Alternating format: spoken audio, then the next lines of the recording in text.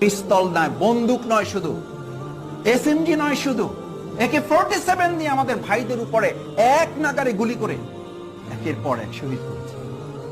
আমার চোখের সামনে আমাদের ভাইদের কফিন যখন রাখা হয়েছে, আমার ভাইয়েরা আমাদের জামা টেনে ধরে বলেছে, মাসুদ ভাই এখন কি এই যুদ্ধ চলবে, নাকি আমাদের এই রক্তাক্ত শহীদের কফিন গুলো অন্তত আমরা সরাবো? আমাদের বাইরে সেদিন চিৎকার করে বলেছিল, বদরের চেতনা হচ্ছে, এই যুদ্ধে আমাদের হয় বিজয়,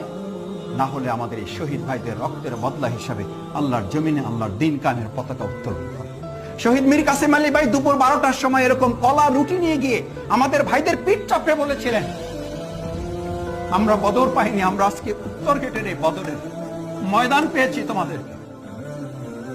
এই কলা রুটি গুলো নাও, কিছু তো করতে পারলাম না, শাহাদাতের চেতনায় উজ্জীবিত হয়ে যদি আল্লাহ তাআলা অন্তত আমার এই রুটি কলাগুলো তোমাদের পাশে রেখে কবুল করেন, হতে পারে এটা মানাজাতের উসিলা হবে, যে মানবিক